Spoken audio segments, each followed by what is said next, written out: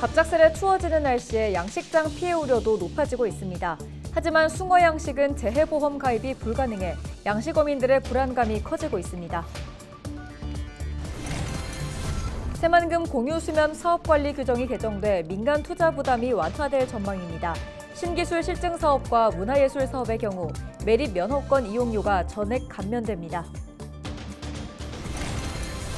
3일 새벽 부안군 주산면의 한 농작물 건조용 창고에서 불이 나 2시간여 만에 꺼졌습니다. 이불로 다친 사람은 없지만 소방서 추산 6,800만 원의 재산 피해가 났습니다. 원광대학교 병원이 전북특별자치도 공공보건의료 지원단의 제2기 민간위탁 운영기관으로 재선정됐습니다. 지원단은 공공보건의료에 대한 다양한 분야에서 성과를 거둔 것으로 평가됐습니다.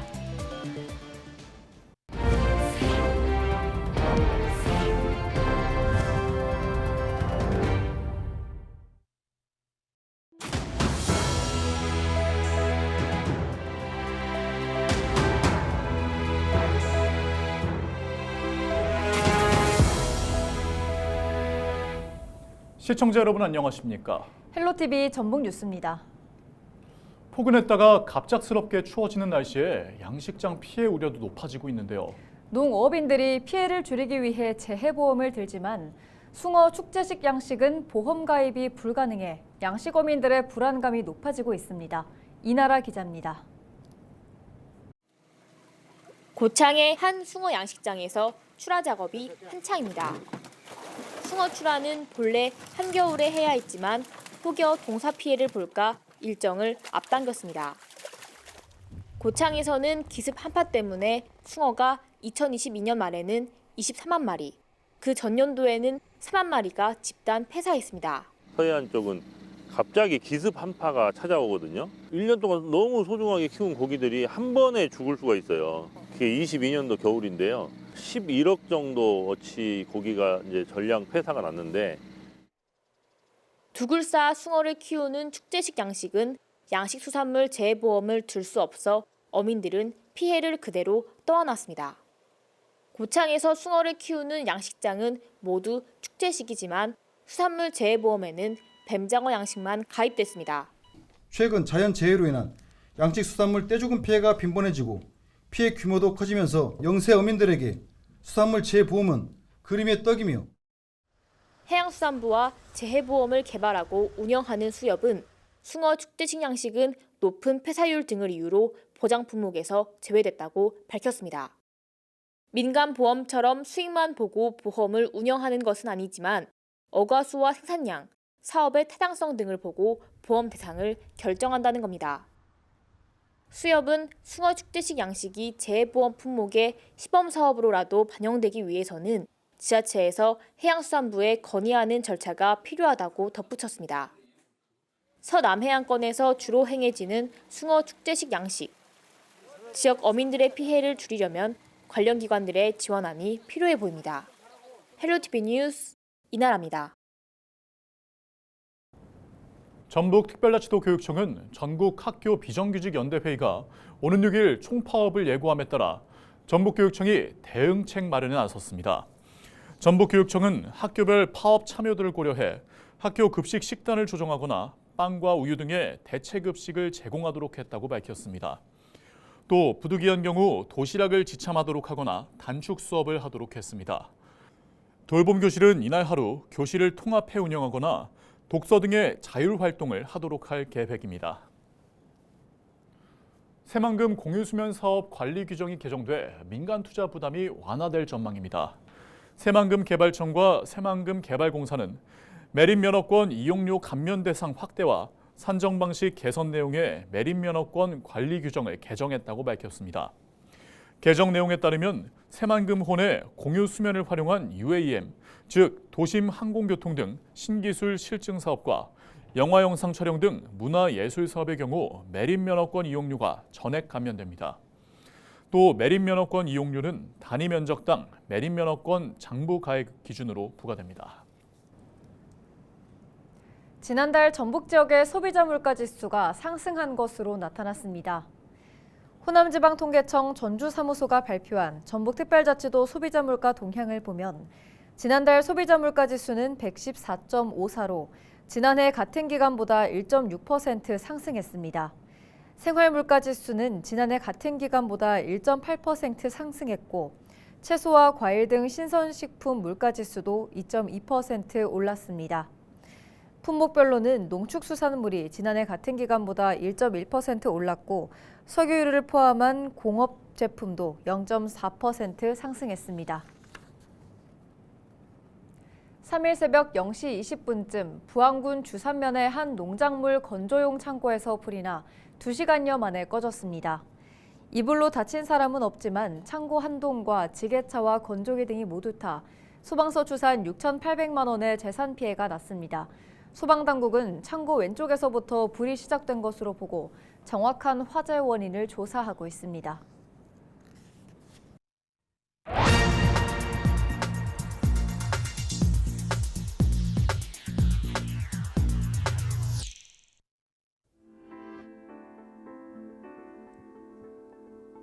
여러분 안녕하십니까? 이렇게 묻는 인사말이 예사롭지 않은 요즘입니다.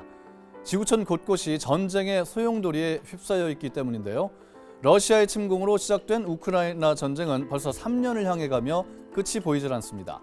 미국이 장거리 미사일과 대인 지뢰를 허용하자 러시아는 핵무기 사용을 위협하고 나서 이러다 3차 대전으로 번지는 게 아니냐는 공포마저 자아내는 형국입니다. 중동의 화약고 역시 전쟁의 불길이 더 크게 번지고 있습니다.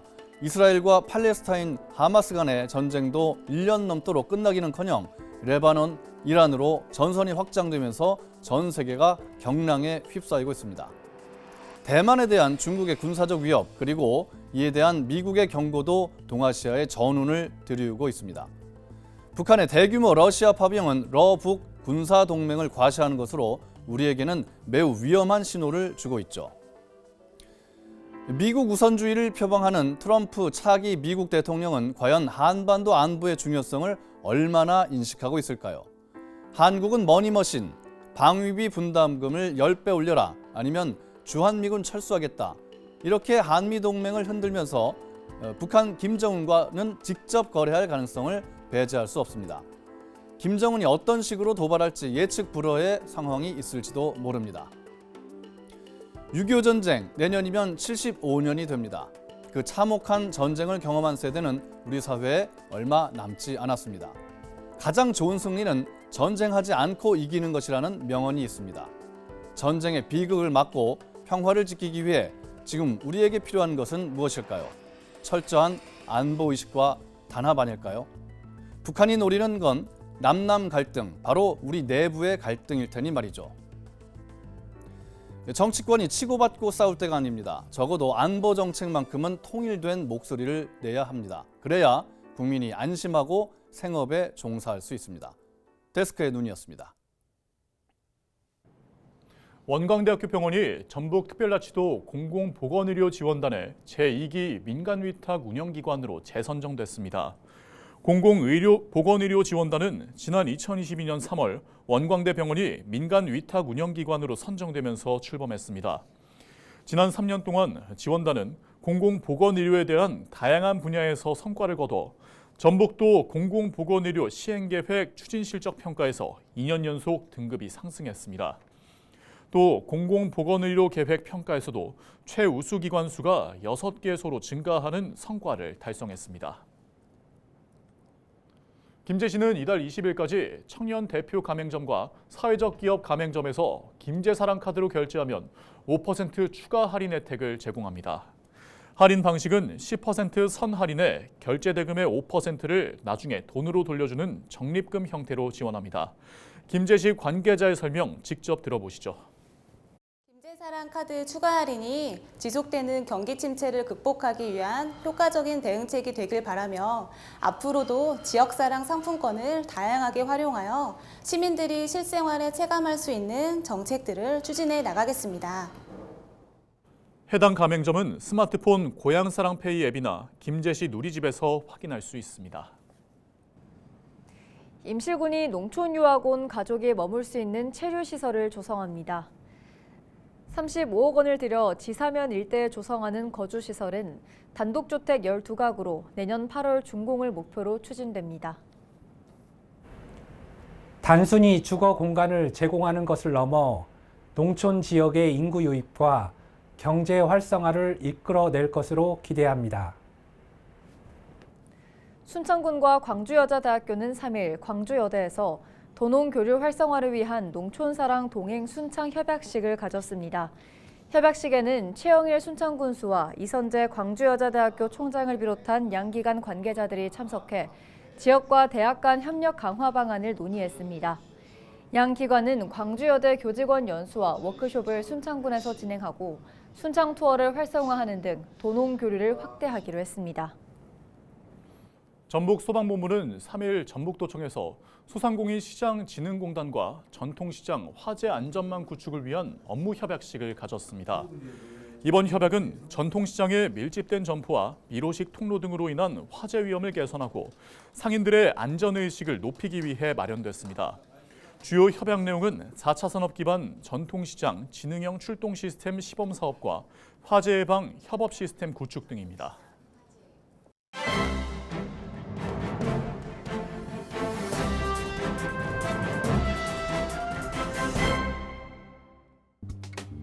신문브리핑 전북 도민일보 기사입니다.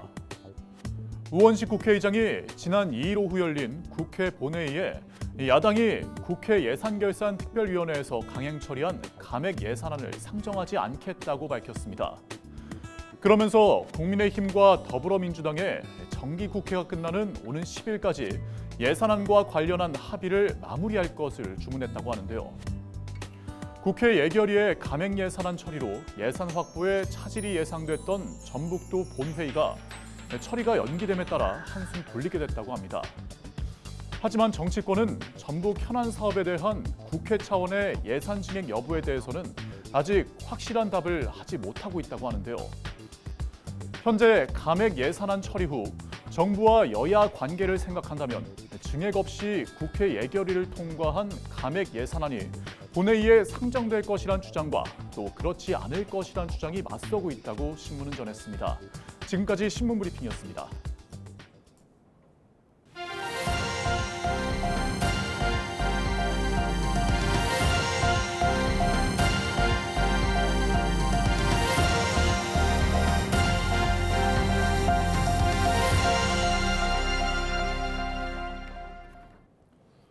남원 지리산 일대에서 천연기념물이자 멸종위기 야생생물 2급인 따오기가 발견됐습니다. 남원시는 지난 1일 운봉읍의 삼산마을에서 한 주민이 따오기를 목격했다고 밝혔습니다. 국가생태관광지역인 남원 운봉에 따오기의 출현은 매우 의미가 큽니다. 앞으로도 다양한 동식물이 서식할 수 있는 생태관광의 거점으로 잘 보전해 가겠습니다. 행정안전부의 2024년 국민행복민원실 평가에서 정읍시가 우수기관으로 선정됐습니다. 국민행복민원실은 행안부가 전국 자치단체 등을 대상으로 민원실 환경과 서비스 품질, 만족도 등을 평가해 선정하는 제도입니다. 정읍시는 민원실 자동문 교체와 안내대 설치 등 구조 변경을 마치고 민원인 전용 컴퓨터와 복사기 등 편의시설과 주재 공간을 조성해 좋은 평가를 받았습니다. 정읍시 관계자의 인터뷰 직접 들어보시죠. 시민의 편의를 최우선으로 고려한 환경을 조성하고 모두가 만족할 수 있는 민원 행정 서비스를 제공하기 위해 노력하겠습니다.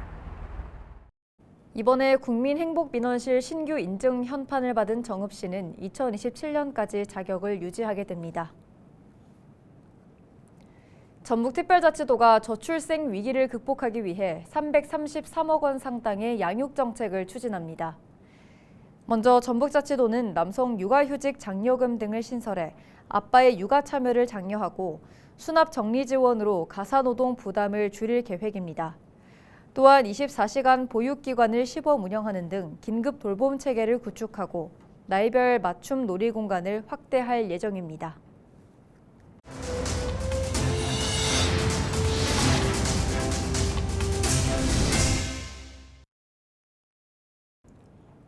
이상으로 뉴스를 마칩니다. 함께해 주신 여러분 고맙습니다.